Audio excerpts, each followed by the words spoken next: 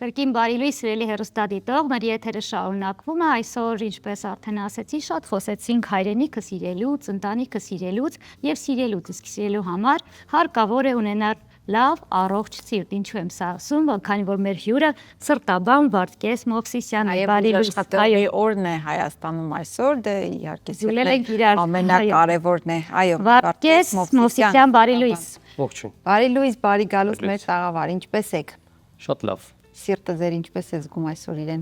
Ինչպես յուրաքանչյուր առավոտ, լավ։ Լավ, առավոտն է ավելի լավ սիրտը իրեն զգում թե երեկոյան։ Դե քանի որ առավոտյան նոր ենք արթնանում, մինչ այդ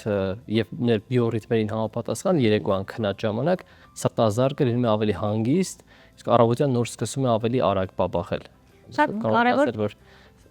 մեկնարկը տրված է Եվ հետո սթրեսներին դեռ չենք հանդիպել, որ առջևում է։ Այո։ Բայց կարևոր մի բան կուզեմ այստեղ ասել, որ ընդհակառակը վերջին շրջանում ես շատ եմ լսում, որ մարդիկ առավոտյան արթնանում են սրտխոփոցներով եւ այլն։ Կուզեմ իհարկե հենց սկզբից սկսել այս խոսակցությունից, թե վերջին շրջանում հատկապես երիտասարդների շրջանում ինչու է սրտխոփոցները, սրտի հետ խնդիրները այդքան ակտիվացել։ Տեսեք, սրտխփոցները իրենք համարվում են ռիթմի խանգարումներ, հա, այսինքն արիթմիա է դա կոչվում, եւ պատճառները բազմազան են, այսինքն կարող են լինել եւ սրտային պատճառներ եւ արտասրտային պատճառներ։ Եթե խոսքը երիտասարդների մասին է, այստեղ սրտային պատճառները ավելի քիչ են արտահայտված, տարիքով պայմանավորված եւ մեծ նշանակություն ունի, օրինակ քնի հիգիենայի խախտումը, այսինքն երբ որ քնում են ուշ եւ արթնանում են շուտ, կամ սուրճի չարաշահումը։ Սրանք առաջի տեղում կարող ենք նշել, որին կարող է հաջորդել օրինակ էնդոկրին խնդիրները, մասնավորապես վահանաձև գեղձի հետ կապված, քանի որ գիտենք, որ Հայաստանը համարվում է էնդեմիկ գոտի յոդի պակասի, որի պատճառով էլ բավական տարածված են վահանաձև գեղձի հետ խնդիրները, իսկ վահանաձև գեղձի խնդիրների արկայության պարագայում շատ են հաճախանում հենց ձեր նշած սրտխփոցները։ Վարդգես, բայց իհարկե դուք ասիք, որ ավելի շատ տարիքի հետ կապված երիտասարդների մոտ ավելի շատ ոչ սրտային խնդիրներն են, բայց եթե կընդունեք, իհարկե դուք եք մասնագետը, ասեմ, գուցե չեք համաձայնի, վերջին տարիներին բոլոր հիվանդությունները, բայց այդ թվում հատկապես սրտային հիվանդությունները երիտասարդացել են։ Արդյոք համաձայն եք թե ոչ, եւ ինչպես տարբերի, երբ մարդը դեռ չի գնացել, հա, չգիտի իսկապես ինչ խնդիր ունի, ինչպես հենց առաջին պայից տարբերի խնդիրը։ Նախ չմտնի եւ Google-ին չհարցնի։ Այո, որովհետև երբեմն Google-ը կամ ներկայիս իրականության մեջ արդեն արհեստական բանականությունը կարող է երբեմն նաև վախեցնել, բայց ինչ վերաբերում է համաճարակաբանությանը, ընդհանուր հիվանդությունների, այո, կա նման տենդենց, որ հիվանդությունները երիտասարդացել են, ոչ միայն սիրտանոթային, այլ նաև բոլոր հիվանդությունները։ Այստեղ պատճառը իհարկե ստրեսի գործոնն է, եւ նաեւ այստեղ պատճառն այն է, որ մարդիկ սկսել են ավելի շուտ հետազոտվել, ավելի ուշադիր լինել իրենց առողջության հանդեպ եւ այդ իսկ պատճառով նաեւ բժշկի դիմելիությունն է բարձրացել եւ նաեւ դրանով է պայմանավորված, որ նշում ենք, որ վերջին շրջանում հաճախացել են սրտային հիվանդությունները եւ առհասարակ բոլոր հիվանդությունների մասով։ Ինչ վերաբերում է երկրորդ հարցին, ինչպես տարբերակել, ցավոք զգացողական առումով, եթե խոսքը սրտխփոցի մասին է, զգացողական առումով բուժառուն պացիենտը կարող է զգալ ունենալ բոլորովին նույն գանգատը եւ վտանգավոր արիթմիաների դեպքում, որոնք երբեմն նաեւ կյանքին սպառնացող են, եւ նաեւ ունենում են նույն գանգատը անվտանգ եւ երկրորդային պատճառներից առաջացող սրտխփոցների դեպքում, օրինակ վահանաձև գեղձի խնդիրների կամ օրինակ հնարավոր է արյան մեջ հեմոգլոբինի պակասը եւս բերի սրտխփոցի, բայց զգացողական առումով ցավոք բուժառուները տարբերակել չեն կարող այս գանգատը տիպիկ սրտային է թե արտասրտային եւ բժիշկն էլ գանգատը լսելով չի կարող տարբերակել, այստեղ պետք է անցնել սրտաբանական հետազոտություն, ամենապարզ էլեկտրասրտագրություն, որով մենք կարողանանք հասկանալ այստեղ սրտային է խնդիրը թե ոչ եւ հետո արյան հետո նոր ամբողջական արյան լաբորատոր քննություններով արդեն հստակեցնենք թե որտեղից է գալիս պատճառը։ Վարդգես, խոսեցիք հետազոտություններից, մինչ այս դա էլ քննարկում ենք, որ դուք եք բլոգ վարում, այսպես ասած, բժիշկ բլոգեր եք, ձեզ շատ են ճանաչում եւ շատ նորաձև է դարձել, երբ համացանցով բուժումներ են պահանջում, իրենց խնդիրներն են ներկայացնում, ինչպես եք սրան վերաբերվում եւ արդյոք եղել է որ զգաք հրատապ է եւ արձագանքեք եւ օգնեք։ Հարցի վերջից գամ, եղել են դեպքեր, օրինակ երբ խոսքը վերաբերում է մանկահասակ երեխաներին կամ հղի կանանց, այս բaragայում իհարկե փորձում ենք հեռախոսակապի միջոցով նույնիսկ առաջի օգնություն գոնե ուղղորդել բուժառուն մինչև շտապօգնության ժամանումը կամ մինչև կլինիկա հասնելը, երբեմն լինում են, որ բուժառուները մարզում են գտնվում կամ հասանելիությունը բժշկական կենտրոնին մի փոքր դժվարացած է, այդ դեպքում փորձում ենք օգնել եւ ուղղորդել։ Բայց մնացած հարցերին ցավոք հաճախ չի լինում պատասխանել, առաջինը հենց ժամանակով պայմանավորված, որովհետեւ յուրաքանչյուր հարցի անդրադառնալ եւ մանրամասն հարցնել, անամնեզ դա իրականության հետ համադրելի չէ եւ շատ դեպքերում նմանատիպ հարցերին միանգամից պատասխանում ենք, որ խորհրդատվությունը կատարվում է տեղում կամ իրականացնում ենք on-line խորհրդատվություն, բայց նշանակում ենք ժամ, որովհետեւ բժիշկը պետք է առաջինը լսի բուժառուի գանգատները, հավաքի անամնես, ունի արդյոք ուղեկցող հիվանդություններ, տեղորայք ընդունում է թե ոչ եւ նոր միայն կարողանա ուղղորդել։ Մեկ բառով նշել, որ օրինակ ունեմ ճնշում, ինչ դեղ կարող եմ խմել, բնականաբար սա գրագետ չի բժշկի կողմից ասել ինչ որ դեղանյութի անուն, որ կարող եք սա ընդունել մինչև օրինակ բժշկի գնալը, որովհետեւ շատ հաճախ բուժառուները այդ մեկ անգամվա ընդունված դեղորայքը, հա, որը ցանկալի է կամ ընդունված է նշանակել էպիզոդիկ, երբ որ կա ճնշման բարձրացում, բայց ոչ ամենօրյա ընդունման ձևով, բուժառուներին կարող է առաջարկել դա եւ նա սկսի ամբողջ կյանքում սկսի դա խմել երկարաժամկետ եւ չդիմի բժշկի իհարկե։ Պարտքեզ սիրտը որ եղանակն է ավելի շատ սիրում, այսպեսի մի հատ կարծիք կա, չէ, որ ամռանը անոթները լայնանում են, ավելի լավ ճնշումն իջնում է, սիրտն ավելի լավ է զգում, բայց մյուս կողմից նայենք, ամռանը այդ սրտխփոցները միևնույն է ավելանում են, այդ սիրտ թուլանալ հասկացությունը, հիմա ինչ։ Շատ ճիշտ հարց է, սրտային պատահարները, սիրտանոթային պատահարները առհասարակ ամռան ամիսներին նվազում են եւ պատճառներից մեկը ձեր նշած այդ հեմոդինամիկ տեղաշարժերն են, որը կատարում է եղանակային փոփոխությունների հետ կապված, այսինքն անոթները լայնանում են եւ ճնշումը իջնում է որոշակիորեն եւ բուժառուները կարող են համեմատության մեջ իրենց ավելի լավ զգալ, բայց ամռան ամիսներին հաճախանում են թրոմբոեմբոլիկ բարդությունները, որովհետեւ շատ հաճախ բուժառուները ջրի ընդունման մշակույթը եւս մեզանում լավ ներդրված չէ եւ ջուր խմում են միայն այն դեպքում, երբ որ ծարավի զգացողություն կա, այնինչ պետք է ջուրը խմել ըստ կիլոգրամ քաշի եւ օրինակ, հա, կարող եմ նաեւ այդ բանաձևը ասել, քաշը բազմապատկում ենք 35-ով եւ ստացված թիվը միլիլիտրերով դա ջրի այն քանակն է օրական, որը անհրաժեշտ է տվյալ բուժառուն մարդը առհասարակ ընդունի։ Ամռան ամիսներին պատճառներից մեկը ջրի քիչ ընդունումն է թրոմբոեմբոլիկ բարդությունների մասով եւ մյուսը, որ մենք հեղուկը կորցնում ենք ոչ միայն քրտինքի միջոցով, այլ նաեւ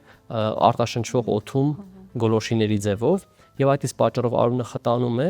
եւ ամռան ամիսներին հաճախանում են թրոմբոեմբոլիաները։ Մնացած եղանակային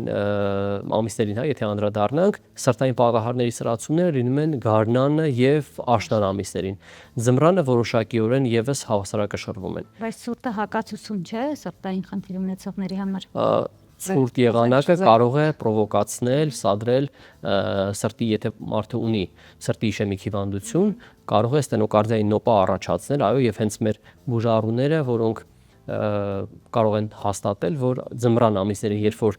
տանից կամ շենքից մի անգամից դուրս են գալիս ցուրտ միջավայր, այդ սառը օդը կարող է սպազմի բերել, այսինքն նեղացնել սիրտը սնուցող անոթները եւ առաջացնել այդ կրծքահեղձուկը, այսինքն ստենոկարդիայի նոպան։ Հեվոց կոչված։ Պատկես, ցավը կրծքավանդակում։ Հետաքրքիր է, եթե մարդը չունի բողոք, չունի ցավեր, չունի արիթմիա, այդքան առողջ է նրա սիրտը, բայց ինչ խորհուրդ կտաք, որ տարիքից է հարկավոր դիմել սրտաբանի գոնե մեկ անգամ առաջին ստուգման համար։ Տեսեք, երբ որ մենք խնդրով բուժառուներին հետազոտում ենք, միշտ ցանկացած բժիշկ ենթադրում տալիս է այս հարցը. ունեք նախորդիվ կատարված հետազոտություններ, որովհետև երբեմն ունենում ենք իրավիճակներ, երբ պետք է համեմատել երբանից է, հա, եւ շատ հաճախ բուժառուները նշում են, որ չեմ անցել սրտաբանական հետազոտություն կամ անցել եմ, բայց չեմ պահել այդ պատասխանը, հա, բժշկի կողմից տրված։ Այնպես որ այս ամենը հաշվի առնելով, որպես բժիշկ կարող եմ խորհուրդ տալ, որ 30-ից հետո կարելի է մեկ անգամ այցելել սրտաբանի անկախ գանգատներից եւ արդեն եթե կան խնդիրներ, վարող սրտաբանը կուղորդի եւ կասի հաջորդ այցը երբ է, եթե չկան խնդիրներ, արդեն մենք հաշվարկում ենք, ունենք այդպիսի սանդղակ, երբ հաշվարկում ենք սրտային պատահարի ռիսկը առաջիկա 10 տարիների ընթացքում, եւ այս սկորը հաշվելով արդեն դրա մեջ մտնում է եւ խոլեստերինի պարունակությունը, եւ ծխախոտը, եւ ավելորդ քաշը, դիաբետ կա թե ոչ, եւ մի շարք այլ կրիտերիաներ։ Եթե ստաբիլ նույնձև կշարունակի ապրել, այսինքն կյանքում փոփոխություն։ Եվ մենք գնահատում ենք առաջիկա 10 տարիների սրտային պատահարի ռիսկը եւ նշում ենք, որ ձեր հաջորդ այցը օրինակ 2 տարի անց է եւ պետք է կատարել այսինչ փոփոխությունները ձեր բիոռիթմում, հա, այսինքն կյանքի որակը լավացնելու համար եւ հետագա սրտային պատահարներ չունենալու համար։ Մեկի համար 100 զարկը կարող է նորմալ լինել, մեկի համար արագ, ինչպես ասացիք, դրա համար նախորդ հետազոտությունները պետք է կարևոր են։ Վարկես շատ լայն թեմա է, անընդհատ եւ մենք հարցեր ունենք եւ բնականաբար հեռուստադիտողները հիմա կասեն, այսինչ հարցը տվեք, բայց քանի որ ժամանակը կարճ է, եկեք ավելի պրակտիկ խորհուրդների անցնենք մի քանի, օրինակ, ինչ է սիրում սիրտը, սկսած վիտամիններից, սկսած դա կլինի դեղահաբերի տեսքով, թե բնական մթերքների տեսքով, ինչ չի կարելի եւ այն առաջին խորհուրդները, որ ինչպես արդեն զրույցի սկզբում ասացինք, այստեղը ցավում է, այստեղը չի ցավում, դա սիրտ է թե ոչ, եւ մի այսպիսի բան էլ ժողովուրդը շատ սիրում է ասել, նայած ինչպես է սիրտ ցավալը ցույց տալիս, այդպես ձեռքով կարելի է հասկանալ դա սիրտ է, թե պարզապես նյարդ, որպես բժիշկ կուզենամ դա կամ հաստատեք կամ հերքեք։ Շատ բարի։ Գամ սկզբից եւ ձեր նախորդ հարցի վերջին մի պահ անդրադառնամ, քանի որ հեռուստադիտողները հիմա լսում են, մենք նշեցինք 100 զարկ րոպեին, որ կարող է նորմալ լինել, նշեմ, որ նորմալ սրտազարկը համարվում է 55-ից մինչև 95, մաքսիմում 100-ը նորմայում, հա, բայց այդ 100-ը, երբ որ պացիենտը կամ բուժարուն հանգիստ նստած է, պետք է լինի ավելի մոտ միջին եւ ստորին սահմանին։ 100-ից ավել արդեն դա համարվում է ռիթմի խանգարում եւ պարտադիր պետք է դիմել։ Մեկ այլ բան, եթե չի բողոքում ու չի ասում, որ վատ է զգում, բայց դա արդեն բայց եթե ախտորոշվել է, չափել ենք օրինակ զարկերակային ճնշումը եւ էլեկտրոնային ճնշաչափի միջոցով նաեւ ֆիքսվել է սրտազարկը եւ այն բարձր 100-ից անպայման սա առիթ է, որպեսզի դիմեն բժշկի։ Ինչ վերաբերում է ինչպես տարբերակել, հա, սրտային գանգատը, սրտային է թե ոչ։ Շատ հաճախ լսում ենք, երբ որ բուժարունները նշում են, որ սիրտը ծակեց, սա կարող ենք հիշել, որ 90 եւ ավել տոկոս դեպքերում սիրտը չի ծակում։ Ծակոցը դա սրտային չէ, դա առավելապես նյարդամկանային է։ Որպես հավելում, իսկ երբ ցավից են նշում ոսկրային հատվածում։ Տեսեք, ցավը, եթե ցավը ունի սեղմող եւ այրող բնույթ, դա շատ բնորոշ է սրտային ցավին եւ նաեւ սրտամկանի ինֆարկտին, եթե այդ ցավը տևական է, հա, այսինքն եթե րոպեն 10-15 րոպե եւ ավել տևում է, բայց այդ ցավը չի անցնում մարմնի դիրքը փոխելուց, այսինքն եթե մարդ շարժվում է, ձեռքը բարձրացնում է, իջեցնում է, ցավի բնույթը փոխվում է, ուրեմն դա նյարդամկանային է։ Եթե չի փոխվում ցավը, այս դեպքում սա եւս մեկ առիթ է շտապ կանչել բժշկական օգնություն։ Նաեւ կարող եմ նշել, որ երբեմն, քանի որ սրտամկանի ինֆարկտից խոսեցինք, ունենք ինֆարկտի ձևեր, որոնք չեն ընթանում տիպիկ հետքրծոցկրային շրջանի ցավով, հա, եւ այս դեպքում կարող է բուժարուն ունենալ ստամոքսի ցավ, երբեմն սրտխառնոց, փսխում եւ կարող են այս գանգատները շփոթեցնել եւ մարդը չդիմի բժշկի եւ չմտածի, որ կարող է սրտային խնդիր լինել։ Բայց բժշկին կարող է շփոթեցնել օրինակ շտապօգնության։ Կախված շտապօգնության բժշկի գիտելիքների հմտություններից պաշարից իհարկե հնարավոր է, չեմ կարող բացառել, բայց այստեղ եւ բուժարունները իրենք եւս կարող են ասել, որ մենք գիտենք եւ լսել ենք, որ երբեմն կարող է սրտային ցավը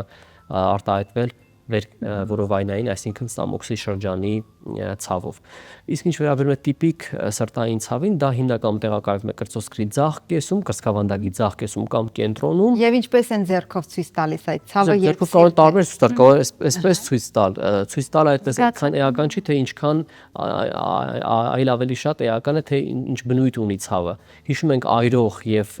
ճնշող սեղմող բնույթի ցավ, կարծես քարով սեղմեն, հա, կրծքավանդակին, եւ ցավը կարող է տարածվել դեպի ձախ ձեռք, ձախ ուսահոտ, երբեմն նաեւ ստորին ծնոտի շրջանում կարող են ցավեր զգալ, այնպես որ այս գանգատների դեպքում ավելի ճիշտ է դիմել բժշկի, բացառել սրտային խնդիրը։ Իհարկե այս ցավերը ոչ 100% դեպքերում են սրտային, բայց մեծամասամբ նրանք կարող են սրտային լինել, այնպես որ ճիշտ է դիմել բժշկի, բացառել սրտային խնդիրը, որովհետեւ ցավոք, եթե սրտամկանի ինֆարկտը արդեն զարգանում է, վնասված սրտամկանը այլևս չի վերականգնվում եւ նրա փոխարեն, այդ սրտամկանի փոխարեն առաջանում է շարակցական հյուսվածք, որը արդեն կծկվելու ունակություն չունի, այսինքն սիրտը կորցնում է իր պոմպային ֆունկցիան եւ այս պարագայում մի քանի տարի անց արդեն տվյալ անհատը կունենա սրտային անբավարարություն իր բնորոշ հետագա բարդություններով եւ խնդիրներով։ Հարցի շարունակությունը ինչպես ինչպես շահենք մեր սիրտը, այսպես ասած, ինչպես նրան լավ վերաբերվենք։ Ճիշտ է, ինչ է սիրում սիրտ։ Ես հիշում եմ դա։ Տեսեք, սիրտը կարող եմ ասել, որ ամենաշնորհակալ օրգաններից մեկն է, ինչ իմաստով, որովհետև ամենաթեթև բուժական միջամտությանը շատ լավ է արձագանքում, շատ դրական, այսինքն կարող է ցույցված սիրտը արդեն, բայց երբ որ թեթև բուժական միջամտություններ են կանում, արդեն որոշակիորեն տեսնում ենք, որ կա բարելավում։ Նաև հիշենք, որ սիրտը ամբողջ կյանքում աշխատում է անդադար, հա, եւ եթե համեմատության մեջ նայենք մյուս օրգանները, որոնք ստատիկ են, այսինքն որպես կանոն քիչ են շարժում կամ չեն շարժում, սիրտը անդադ աշխատանքի մեջ է։ Ինչն է լավ սրտի համար։ Իհարկե, այստեղ ոչ թե կարող ենք նշել կոնկրետ մթերքներ կամ կոնկրետ վիտամիններ թեկուս, հա, այլ ավելի ճիշտ է գլոբալ խոսել, հա, ինչը կբերի սրտային ֆունկցիայի բարելավման։ Դա առաջինը քաշը չավելացնել, կամ եթե կա արդեն ավելորդ քաշ, ձեռնարկել միջոցներ, որպեսզի նվազեցնենք քաշը, որովհետև ավելորդ քաշը դա լրացուցիչ ծանրաբեռնվածություն է մեր սրտի համար, դա մեկ։ Երկրորդը հաճախ չափել զարկերակային ճնշումը։ Դա պարզ հետազոտություն է, որը տնային պայմաններում եւս կարող են անել, եւ եթե տեսնում են, որ ճնշումը 125-ից արդեն բարձր է, սա եւս առիթ է, որ պետք է դիմել բժշկի, որովհետև հաճախ մարդիկ շփոթում են եւ երբ ունեն բարձր ճնշում, մտածում են միգուցե դա սրտից է, բայց իրականում կապը բոլորովին հակառակն է։ Բարձր զարկերակային ճնշումն է ժամանակի ընթացքում բերում սրտային խնդրի։ Այնպես որ պետք է հաճախ չափել զարկերակային ճնշումը։ Եթե կա արդեն ճնշման բարձրացում, պետք է դիմել սրտաբանի, որպեսզի չենթարկենք սիրտը ստրեսի եւ սրտամկանը հիպերտրոֆիայի, այսինքն մեծացման չենթարկվի, որն հետագայում կարող է բերել այլ խնդիրների։ Եվ ֆիզիկական ակտիվությունը, որը այստեղ, բայց ես ուզում եմ ի հավելում։ Շատերը ասում են, որ ֆիզիկական ակտիվությունը նպաստում է սրտի լավ աշխատանքին, ոմանք էլ պնդում են, որ շատ աշխատանք, օրինակ կարդիովարությունները, վազքը ծանրացնում է սիրտը, այսպես ասած։ Դուք ինչ կասեք որպես մասնագետ։ Տեսեք, կարդիոմարզումները, հա, եւ առհասարակ մարզումները գոյություն ունեն, դա իհարկե սովորական։ Այո, իհարկե մի փոքր դա նեղ մասնագիտական տերմինաբանություն է, որի պետք է տիրապետեն ավելի շատ պրոֆեսիոնալ մարզիչները, ովքեր զբաղվում են ֆիթնեսով, այսինքն ովքեր պետք է մարզեն անհատին մարդուն, որը երբևէ չի հաճախել մանրավարժության, հա, որովհետև այդտեղ գոյություն ունեն աերոբ եւ անաերոբ զոնաներ եւ կա ըստ մարդու տոլերանտության ֆիզիկական ակտիվության նկատմամբ, այսինքն տանելիության, որոշվում է թե տվյալ անհատը քանի րոպե կարող է մնալ աերոբ զոնայում եւ քանի րոպե անաերոբ եւ ըստ դրա մենք որոշում ենք արդյոք այդ մարզումը կծանրաբեռնի նրա սիրտը թե ոչ։ Այնպես որ այս իրավիճակում կարող եմ ասել, եթե պրոֆեսիոնալ մարզիչի հետ հաշվարկվում են այդ սահմանները, կախված քաշից, տարիքից, ուղեկցող հիվանդություններից, եթե սիրտը օրգանապես առողջ է, եթե առողջ է, բնականաբար չէ ծանրաբեռնվածության խնդիրը, տեսեք, վտանգավոր չէ, երբ որ պահպանում ենք այդ սահմանները, որովհետև անգամ առողջ մարդու պարագայում, եթե բավականին երկար մնա անաերոբ զոնայում, հա, ուղղակի հիմա եթերաժամը շատ քիչ է, որպեսզի ներկայացնենք թե որն է աերոբ եւ որը անաերոբ զոնաները, դա եւս եթե երկարաժամկետ է, կարող է բերել սրտամկանի վնասման։ Այնպես որ պետք է լինի բալանսավորված եւ ուղեկցող մարզիչի հսկողության պետք է կատարվի։ Եթե հատկապես մարզիչ չունեն, այստեղ խորհուրդ կտանք նախ գնալ նայել սիրտի վիճակում է, որից հետո նոր, որտեղ մարզվելը կարծես թե մոդ է եկի, բայց ոմանք իրենց առողջության գնով են սկսել։ Այո, իհարկե, շատ ճիշտ է։ Շատ լավ, շնորհակալություն, ինչպես արդեն Դիանան ասաց, մենք ժամերով կարող ենք զրուցել, մենք ուզում ենք ասել, որ կարևորը մարդկանց սիրտը լինի առողջ, սիրելի հեռուստադիտող, եթե բարի լինի, բարիությունը նույնպես բերում է առողջության։ Եթե դեռ չունեք ձեր սրտի սրտաբանը, ապա կարող եք դիմել մեր հյուրին սրտաբան Վարդգես Մովսիսյանին, իսկ մենք կհանդիպենք քիչ անց։